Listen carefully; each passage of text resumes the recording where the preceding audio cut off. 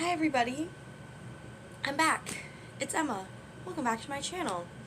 I'm here today to do my July wrap-up. July has been my best reading month.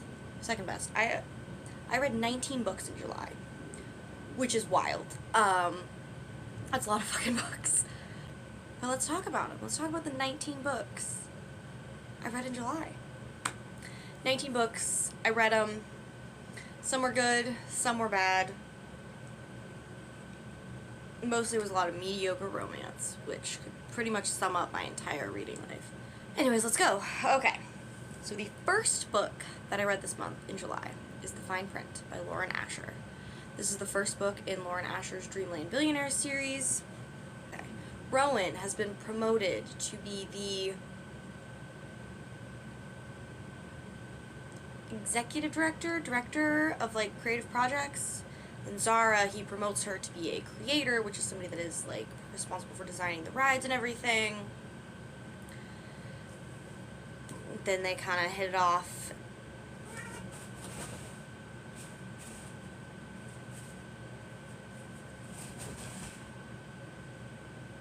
Are you okay?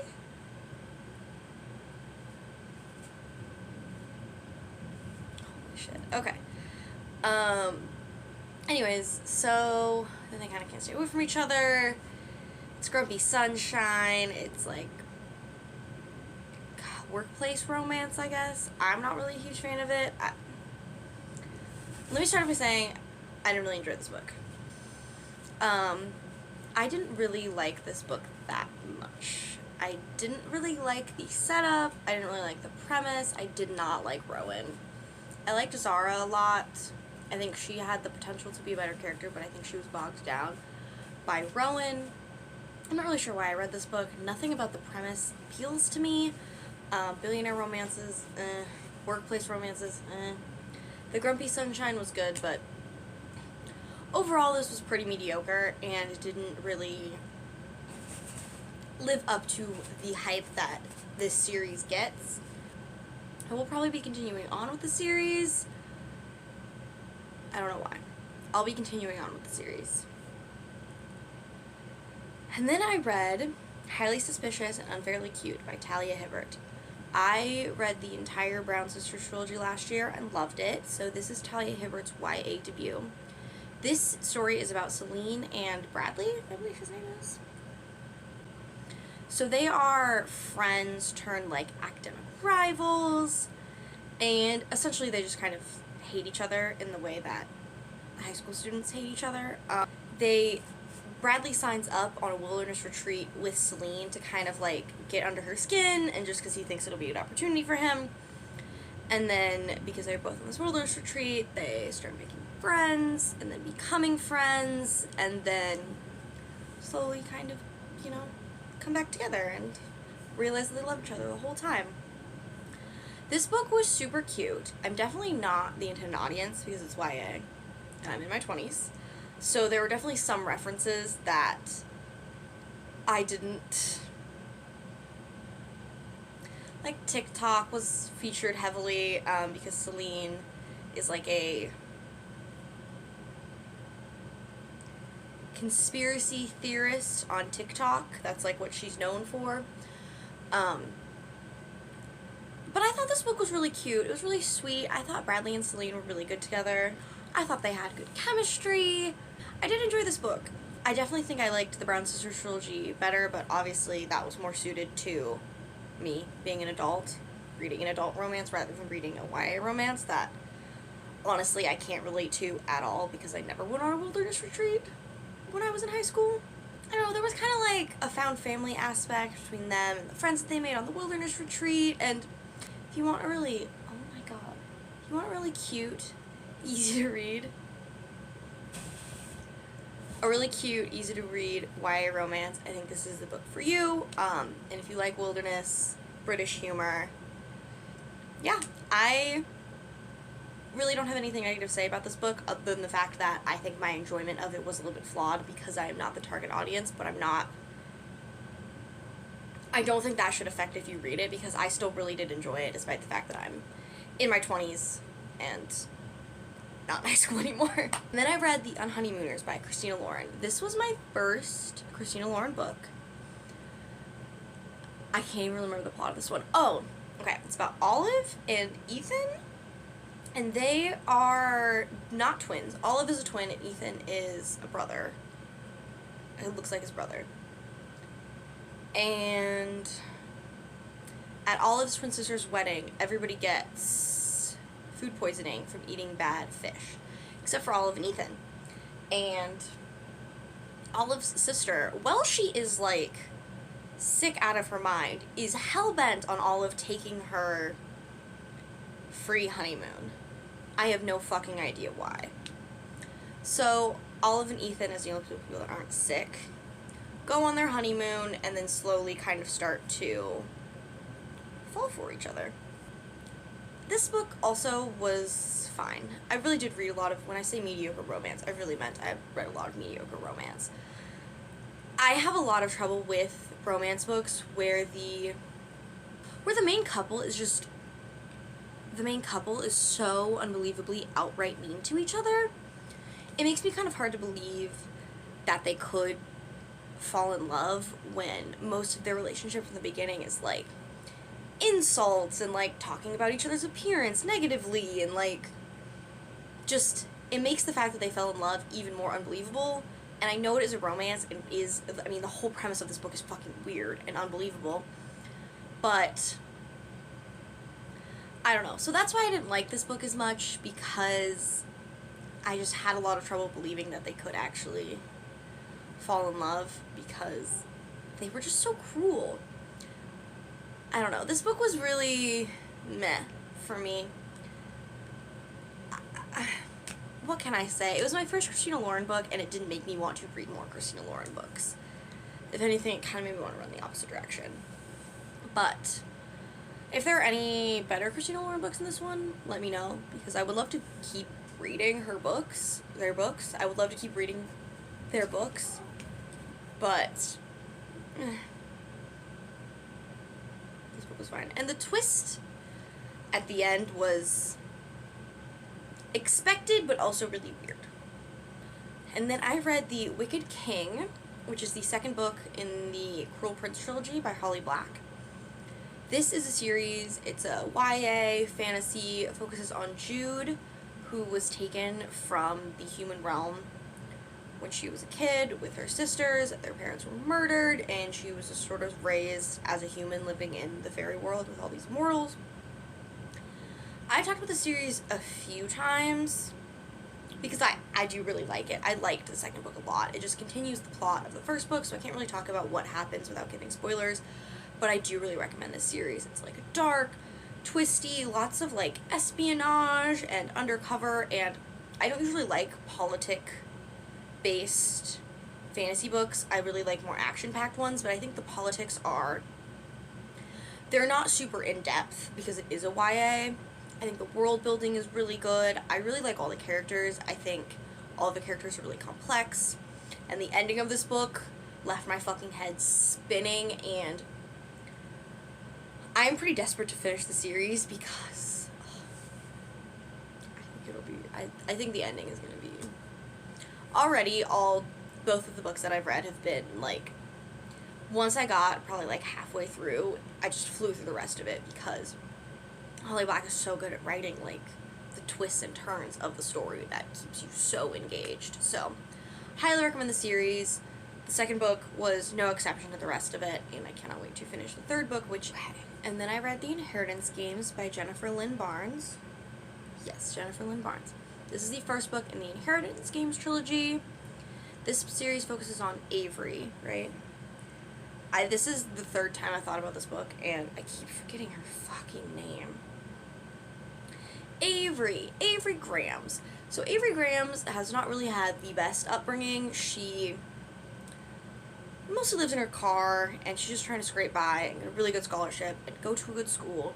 And then suddenly she is presented with the fortune of a dead trillionaire who she's never met before in her life. And she's kind of pushed into this world of, like, rich people and how rich people act and, like, people trying to undermine her and steal her fortune, which she isn't even sure why she has in the first place. Also trying to uncover that mystery about why this, like, random man, Tobias Hawthorne, gave her his fortune.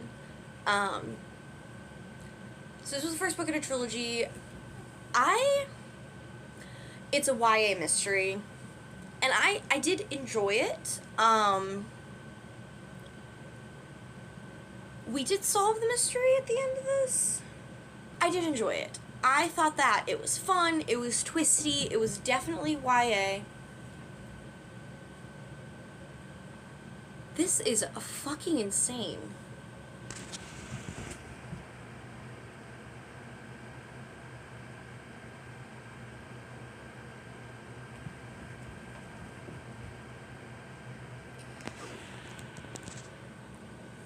He's literally never done that before.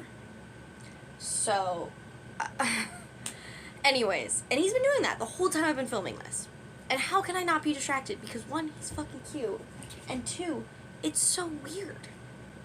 Anyways, this was a really simple, fun YA mystery. Nothing to really write home about. I wasn't, like, blowing my mind at how simple it was, but I did eat it up. I think if you're looking for an easy to read, I think this would be great getting out of a reading slump. It's not insanely complex. It's pretty base level. I'm excited to see where the rest of the series goes. I think the second book is called The Hawthorne Legacy. So, yeah. Quick, easy YA mystery. Okay. And then I read Love Theoretically by Ali Hazelwood. This is Ali Hazelwood's third romance novel. I've read all of them. This book is about Jack and Elsie. Elsie is a adjunct professor. Physics, I think. No. Physics? Something, you know, STEM related. And she is not very happy with her job. She's not making a lot of money. So on the side, she is a fake girlfriend for hire, which is something that there's an app for that, apparently, in the book at least. And then she's interviewing for a job to become a tenured professor at another school, and who is interviewing her on the committee? The brother of one of her most, like, I won't say prominent, one of her most frequent clients. And she kind of has to explain that she's not who she says she was, and then her and Jack kind of like start up a friendship and then a relationship as they try to figure out what has been going on. As he tries to figure out what has been going on, and she's trying to get this job. This was a solid romance from Ali Hazelwood. I think this book fell a little bit short to me compared to her second novel, which was Love on the Brain. Thought that one was fantastic. I think by the third book, all of the tropes just kind of seem a little bit overdone. Like, how is it? I think I was watching Olivia Reads a Latte, and the way she put it was like, all of Ali Hazelwood's men are like jacked, 6'5", Kylo Ren coded. Yes, because obviously we know the Love Hypothesis started out as Reylo fanfiction. And I just think by the third book, it's getting a little bit tired. You know, Elsie is meek, and she's small, and she's petite, and she's poor, and then Jack is, like, really well off, and rich, and I think the best thing about this book for me was the, cameos, because this is kind of like the third book in the Hazelwood verse, or whatever they're gonna call it. This was the third book, so, you know, we're kind of starting to see other characters kind of pop up as they do when romances are kind of in the same universe. But overall, this was okay for me. It did not live up to the hype of the other books of hers that I have read, and I think that left me feeling a little bit disappointed because I really liked her other two books. But I think this is still a solid romance. I think just in terms of her other books, because they're all so insanely similar, this one falls a little bit short. But if you are in the mood for a STEM romance, it's a straight up Ali Hazelwood style book, you know, the twist at the end, you probably didn't see coming. Ali Hazelwood, she's doing it again. And then I read Earthlings by Sayaka Murata. This book. First of all, I want to say, read trigger warnings, please. Where do I even start with this book? This book is about Natsuki.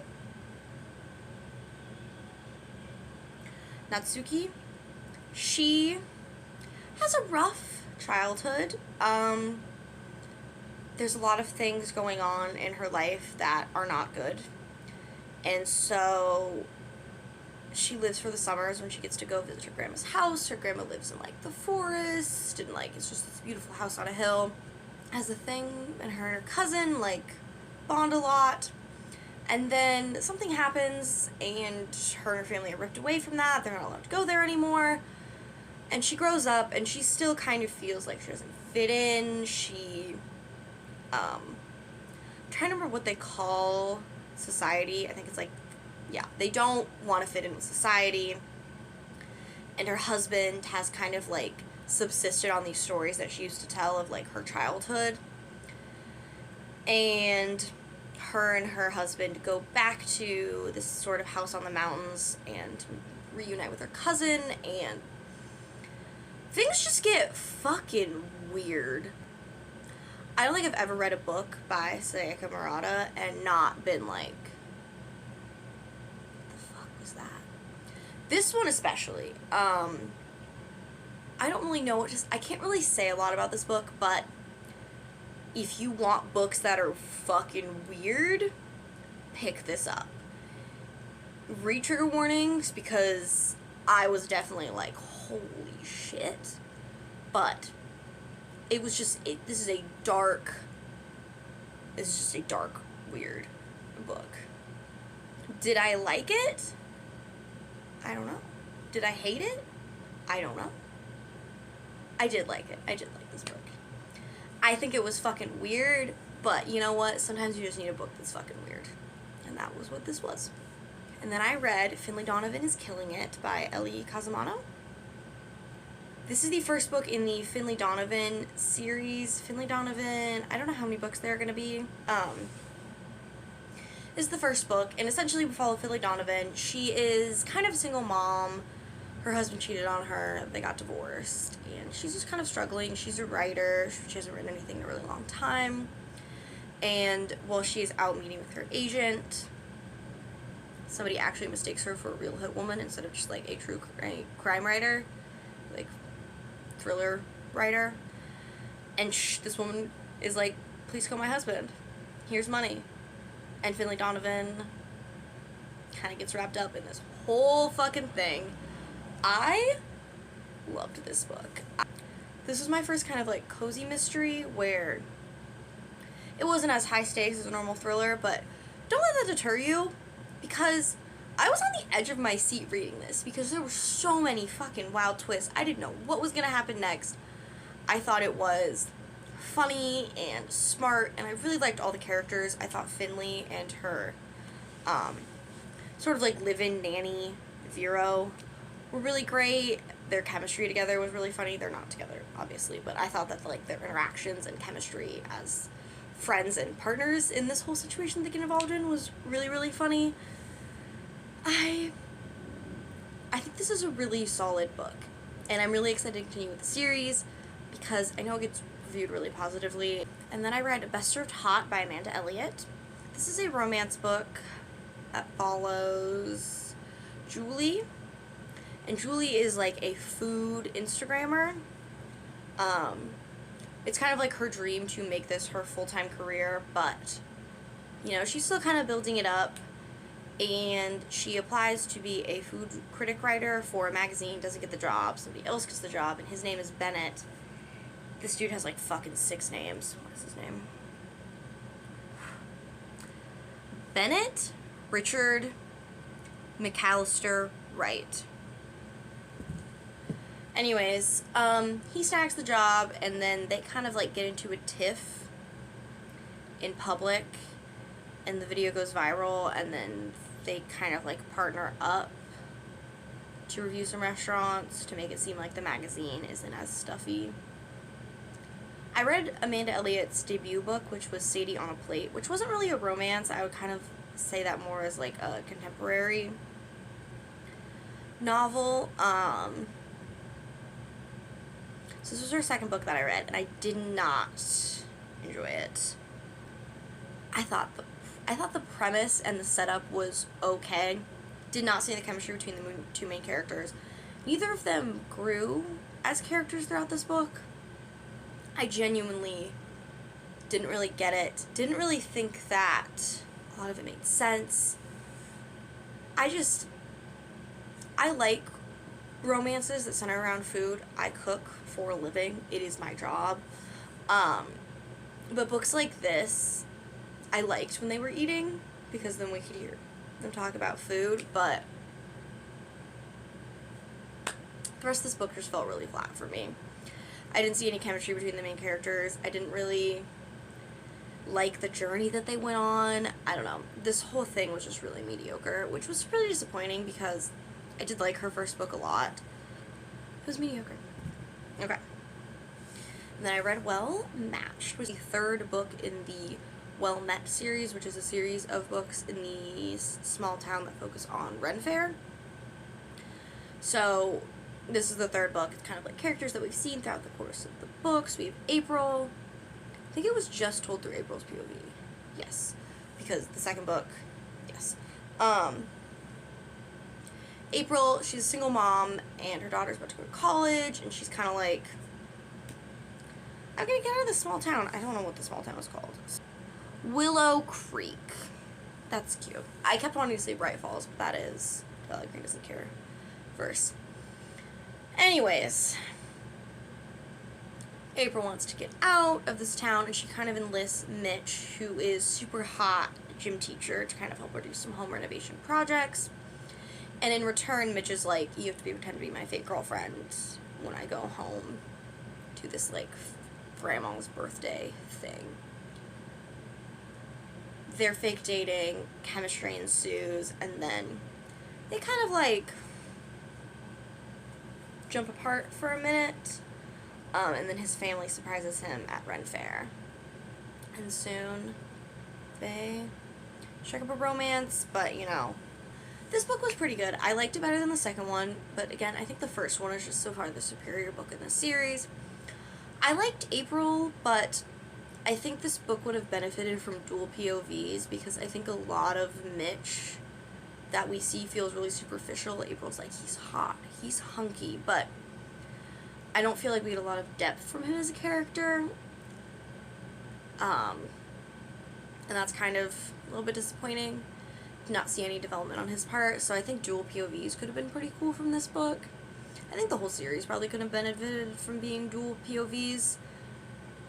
I think the second book could have just benefited from having a different plot, but I think that this book had some pretty good ideas. I obviously liked being back in this world. I think it's really fun. I think the Ren Fair idea is really cute. I think overall it was a good book, but I think dual POVs would have made it a lot better. And then I read Saint. This is a prequel book to The Fable Duology by Adrienne Young. This book focuses on her father and her mother, Saint and Isolde, and how they met. This book, there was good and bad. I can't say too much. I don't know. It's hard because it's hard to say which books you should read first, because on one hand, I feel like reading Saint first is okay, because Fable spoils a lot of what happens in this book. But on the other hand, I thought this book was good, and I thought it had potential to be better than it was. It was dual POV, but I feel like we didn't get enough of Isolde, and we got mostly Saint. And this whole book also took place in the span of a week, and I think it would have been cooler if we had seen kind of like them going through up until like what we know as the Fable series starts, because I would have loved more history of like them together, and then with like young Fable. I thought that would have been really cute. But I did really enjoy this book. I kind of ate it up once I got into it. I really love the worlds that Adrienne Young has built. I think it's so cool. The pirates, the like very, very minimal fantasy aspects that exist in this series. I think it's just really fantastic, and they're really great YA romances. And pirates are fucking cool. and the series is like pirates, and yeah. And I'm still hesitant to recommend this book, reading this book before the rest of the series. I feel like you could go either way, and it wouldn't really ruin it for you. I obviously read the Fable duology first, and then I read Saint, and I feel like it kind of lessened my enjoyment of Saint, but that was because I think Saint could have been more than it was, if that makes sense. And then I read Mysteries of Thorn Manor by Margaret Rogerson. This is like a little novella that takes place after the events of Sorcery of Thorns, which is a YA fantasy series about like magical libraries, magical books. Our main character, Elizabeth, is studying to be a librarian when suddenly a book, a grimoire attacks the library she's working at. She's kind of blamed for the crime, and then she has to go kind of stand trial and figure out what actually happened. I really did like Sorcery of Thorns, and this is just like a cute little novella that follows the events of that book. This book is way more heavy on like the romance between Elizabeth and Nathaniel than it is heavy on like the plot and like the magic elements of it. But I still think it was adorable. I really enjoyed it. I don't really have any complaints. I thought it was really fun to be kind of back in this world, and I think the author did a really good job of kind of like subtly reminding us at events that had happened in the first book, because I read I read Sorcery of Thorns March of this year, and I didn't really quite remember what had happened, so the little notes were nice. I don't know, it was just a really cute little like fantasy romance, heavier on the romance, but I think that was nice compared to everything that happened in the first book. And then I read You Deserve Each Other by Sarah Hogle. This book was so fucking weird. So it's about Naomi and Nicholas, and they are fiancés, but they kind of hate each other. They're both trying to actively get each other to call off the wedding before the other one does, but in an effort to save their relationship, Nicholas kind of makes steps to save their relationship. This book, well, I don't think it was great. I was fucking laughing out loud. Naomi is our narrator. Nicholas doesn't have a POV. And her internal monologue and kind of her thoughts and the way she like would phrase things in her head was so funny. I was honestly laughing out loud when I read this book. Was the romance aspect good? No, because again, it's hard for me to get behind couples where they hate each other, you know? Like, actively are so mean to each other, and this was one of those books. Although I did enjoy it in the end. I thought it was funny.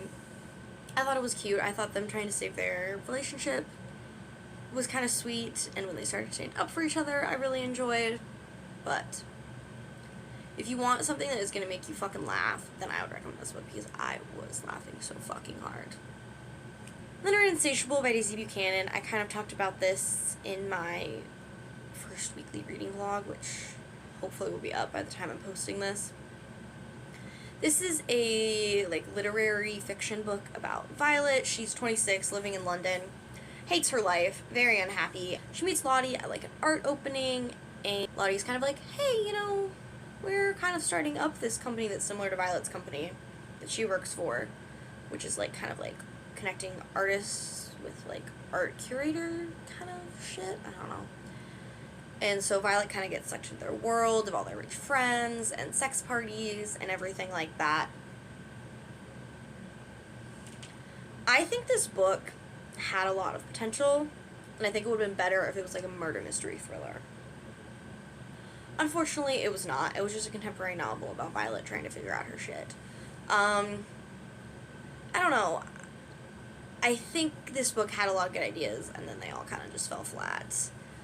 And I don't know, I was not super stoked on it. I think it started off really strong, and I was having a good time reading it, but Violet just became kind of too self-destructive for me, and I was just kind of stressed and overwhelmed and not enjoying it as much as I could. Then I read Maggie Moves On by Lucy Score. This was my first Lucy Score book.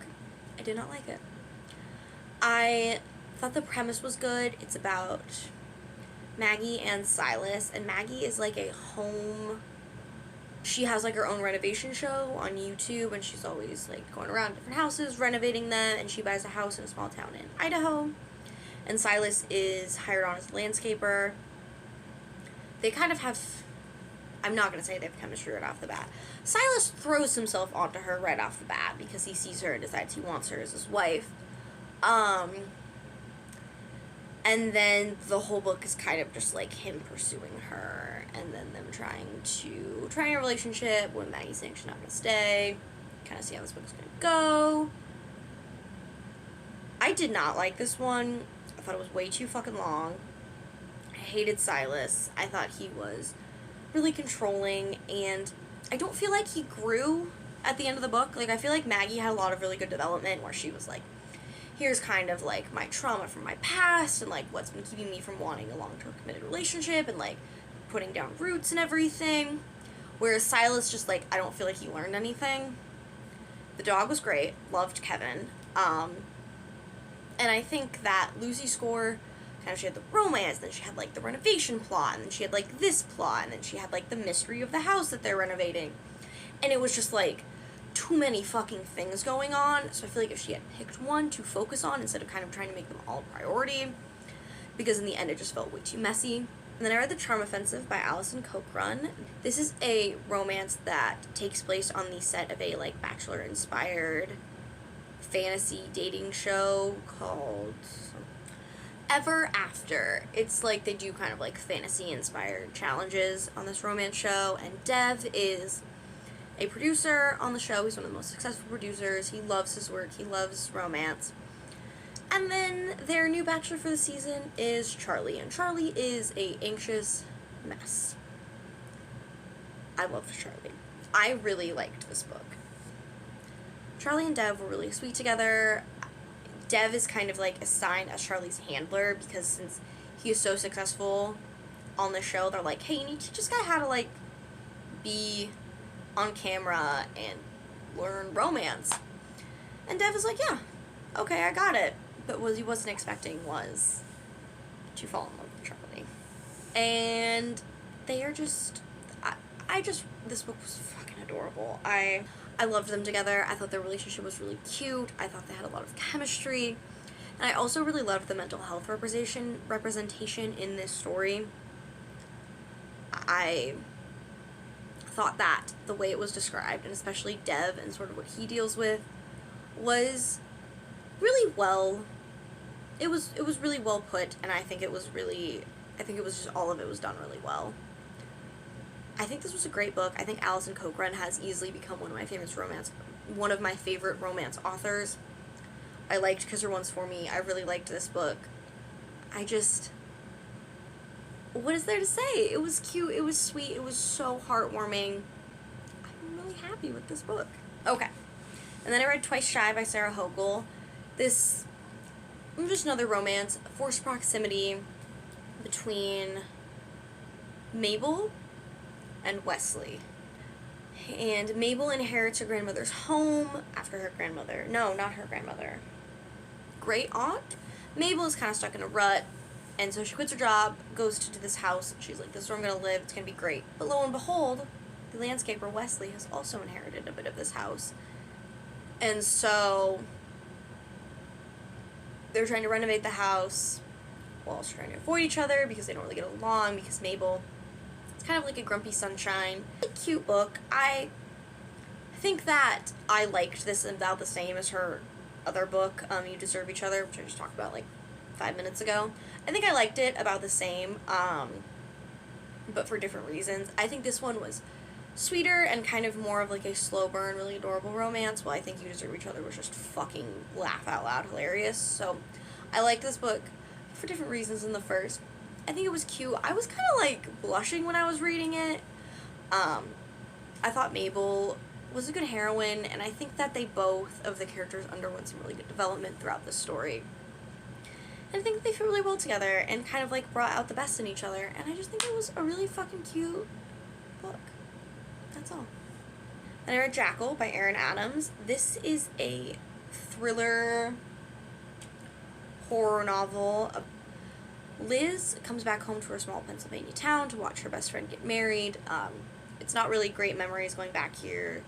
She was one of the only few black kids in this town, and she experienced something traumatic when she was in high school and decided to never go back.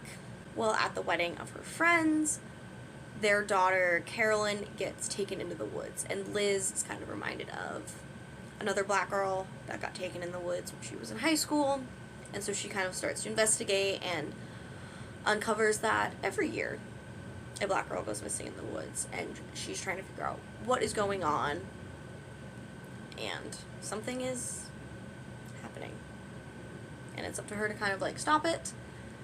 This book was good. I think it had a lot of good ideas. I think this book started off really strong. I kind of like the mystery aspect and Liz trying to figure out what is happening in this town. Like, is it something paranormal? Is it just like a family of racists that have kind of like passed down this history of abducting young black girls and killing them? But I think that the ending just felt kind of rushed. But I did like the beginning. Overall, this is a good book. It was not as scary as I thought it was going to be. I thought it was going to be a lot more like, paranormal, but I think it's still a solid read, a solid thriller book. And then the final book I read, A Proposal They Can't Refuse. This is a, like, friends to rivals to lovers.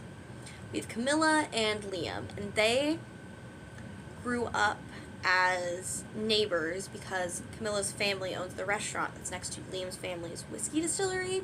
And so they grew up as friends, and then something happened when they were in high school, and they, like, hate each other now. And then their grandfathers kind of scheme, and they're essentially like, Liam's grandfather's dying. Liam wants him to get married. Also, Camilla, I'm going to sell a restaurant unless you guys get married. Boom, problem solved. So the setup of this book was weird.